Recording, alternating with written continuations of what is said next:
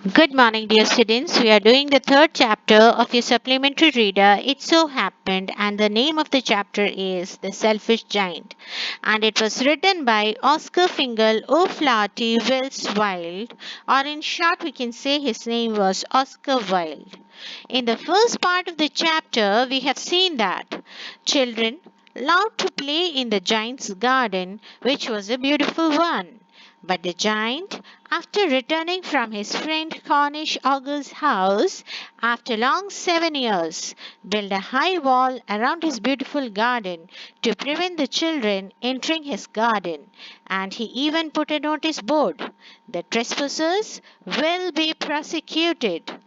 Thereafter the spring and the summer did not enter the garden, and only frost, snow, north wind, and hail lived in the garden. One fine morning he heard a linnet sing, and thought that the spring has come at last. So, do you think the spring has really come? Let's find out in this video. Let me first read out the introductory part of this chapter's second half. To celebrate the return of the children, tree covered themselves with birds and blossoms. The giant was delighted to see his friends back, especially a little boy whom he loved dearly. The little boy soon disappeared, only to return much later. Let's begin with the story. He saw a most wonderful sight. That is, what was that wonderful sight?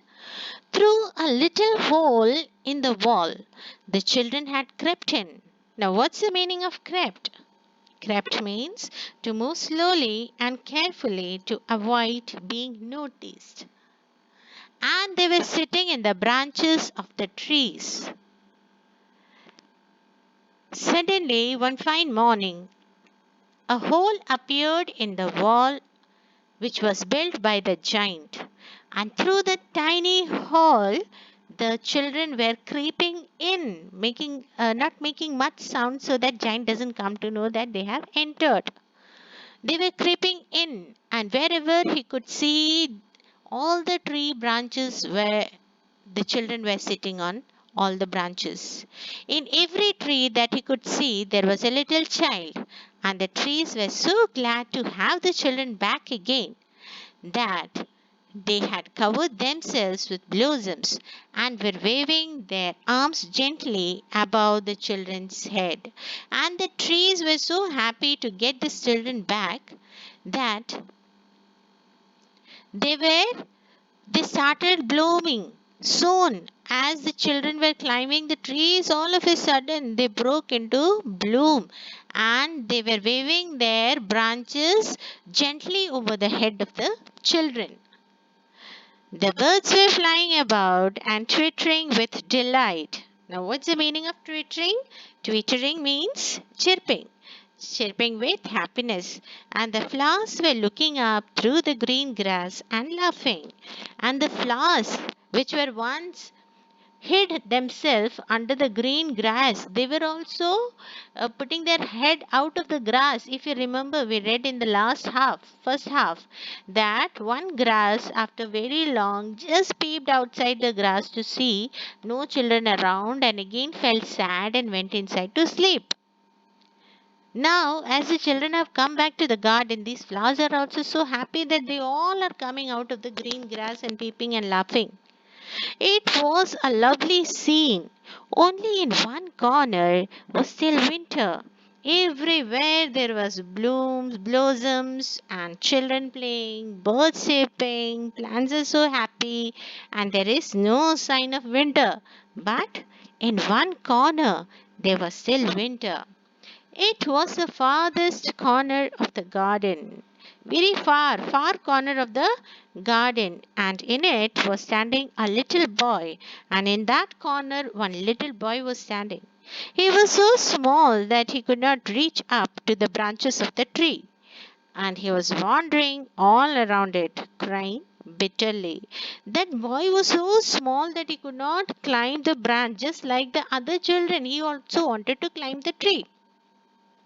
So, being being not able to climb the tree, after failing climbing the tree, he started crying bitterly because he was helpless and he could not climb the tree. The poor tree was still covered with frost and snow, and the north wind was blowing and roaring about it. Climb up, little boy, said the tree, and it bent its branches down as low as it could. But the boy was too tiny. The tree was still covered with frost. Why?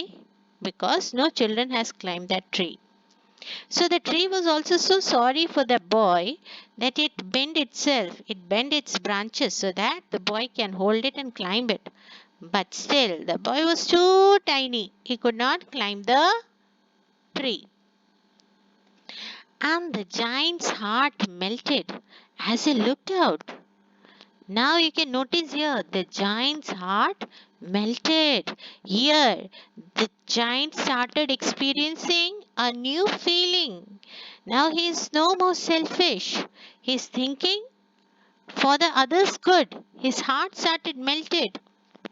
How selfish I have been, he said. Now I know why the spring would not come here. I will put that little boy on the top of the tree, and then I will knock down the wall, and my garden shall be the children's playground forever and ever. The giant thought to himself that how selfish I was and what deed I have done. Now I realize why spring did not come into my garden. Now I'll help that poor boy. I will put him on top of the tree. And then what I'm going to do? I will knock down the walls. I will break the walls that I built around the garden. And now this garden shall be children's playground forever and ever. He was really very sorry for what he had done. So he crept downstairs and opened the front door softly. Now, why this giant need to creep? Why he was creeping downstairs? Because he was afraid. Seeing him in the garden, the children may get frightened and they may run away. So he crept slowly and opened the front door quite softly and went out into the garden. But when the children saw him, they were so frightened that they all ran away, and the garden became winter again. But the children got frightened and they ran away, and again the winter came. Only the little boy did not run, for his eyes were so full of tears that he did not see the giant coming. But the little tiny boy did not see the giant. Why? Because you also know when you are crying, when your eyes are filled with tears, the visibility is zero. You are not able to see what is around. Same happened with the little boy. As he was crying so bitterly, his eyes were fully covered with tears. So he did not see the giant coming close to him. So he did not run. And the giant stole up behind him and took him gently in his hands and put him up into the tree. The giant came behind and took him gently and put him on the tree. And the tree broke at once into blossom, and the birds came and sang on it. And the little boy stretched out his two arms and flung them around the giant's neck and kissed him. And the little boy, after getting on top of the tree, he became happy. And as he climbed the tree also became happy, and all its mist was gone, the hail, frost was gone, and all of a sudden there was blossom all around on that particular tree. And the boy, being happy, he flung his arm. What is flung? Flung means throw forcefully. Okay, he flung his arm around the giant's neck and he kissed him. And he kissed him. And the other children, when they saw that the giant was not wicked any longer, came running back. And with them came the spring. The children were watching all this scene from far away. When they saw that the giant is no more wicked, now we can, I think, they thought they can play in the garden. So they came back rushing into the garden, and with them came the spring, and the winter again withered away. It is your garden now, little children, said the giant, and he took a great axe and knocked down the wall. What did the giant say? Now this garden belongs to you. And he took an axe and he broke down the wall.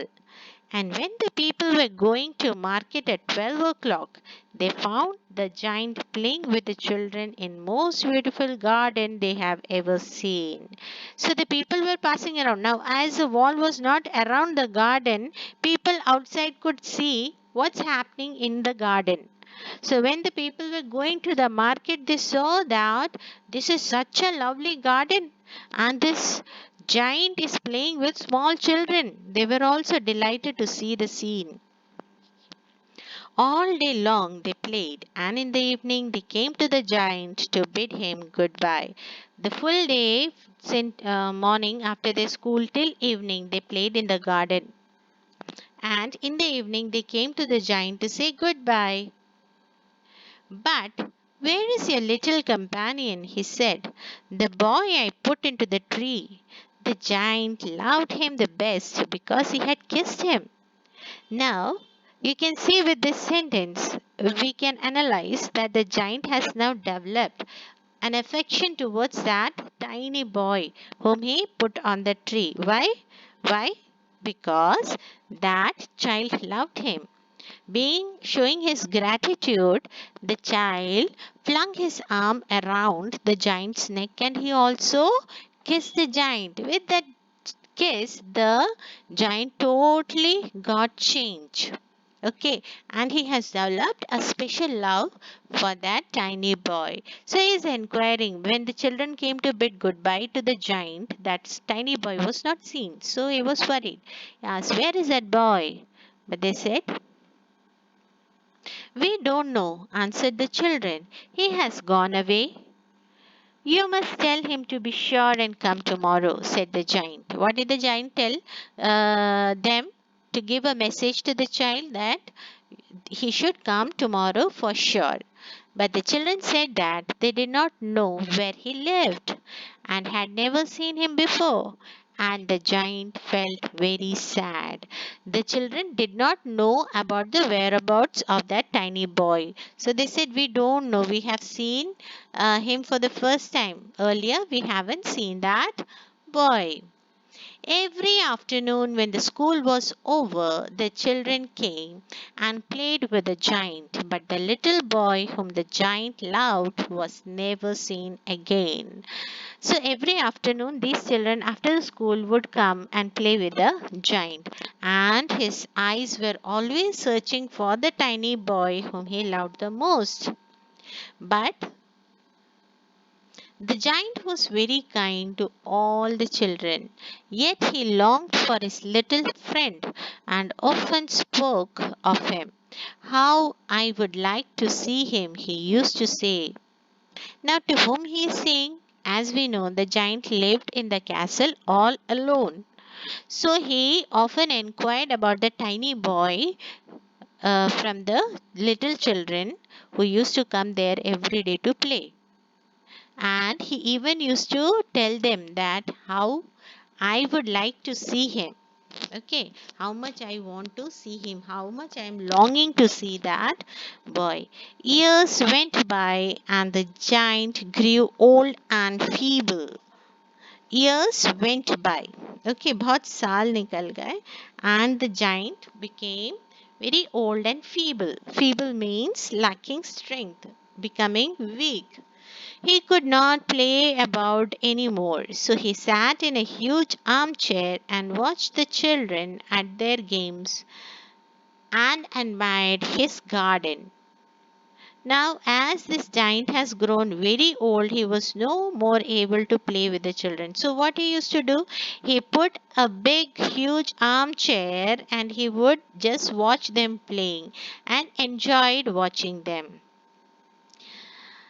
I have many beautiful flowers, he said, but the children are the most beautiful flowers of all.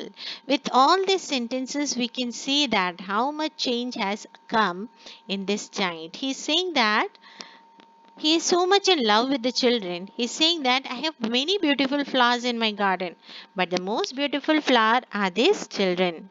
One winter morning, he looked out of his window as he was dressing.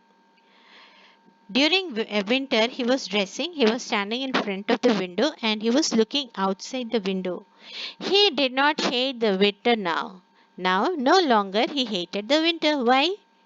For he knew that it was merely the spring asleep and that the flowers were resting. He realized now that this winter is only temporary because the spring is sleeping just now. Spring has taken a break and the flowers were also resting.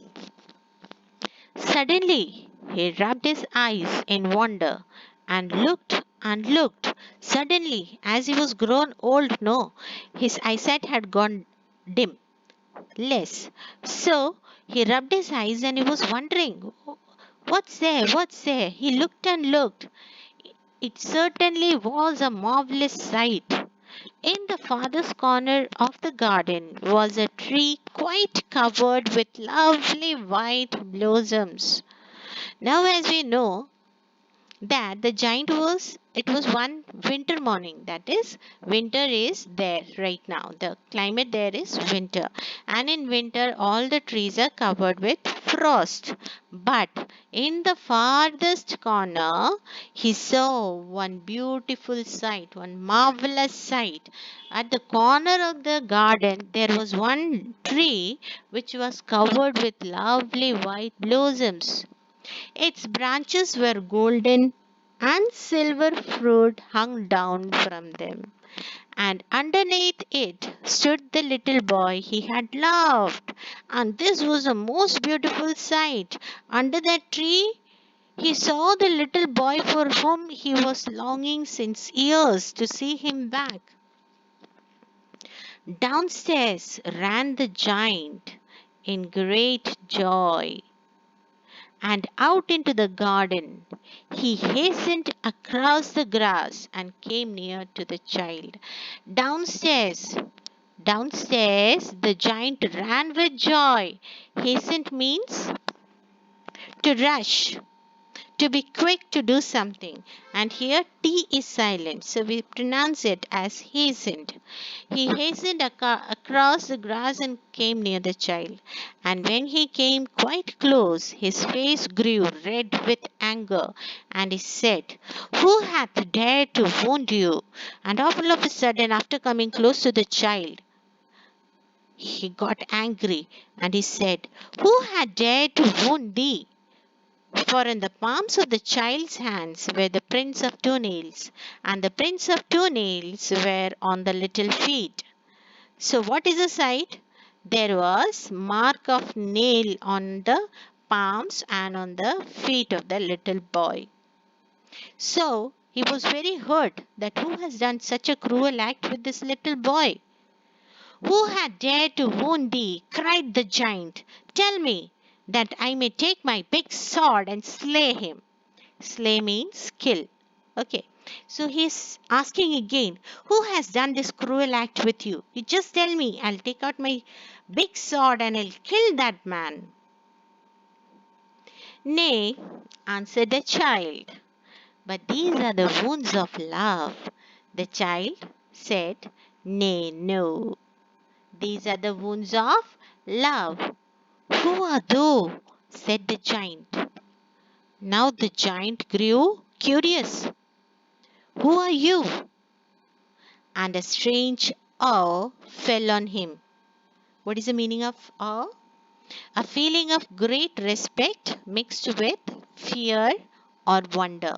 Mixed with great respect. All of a sudden, a feeling of respect has built in the giant's mind.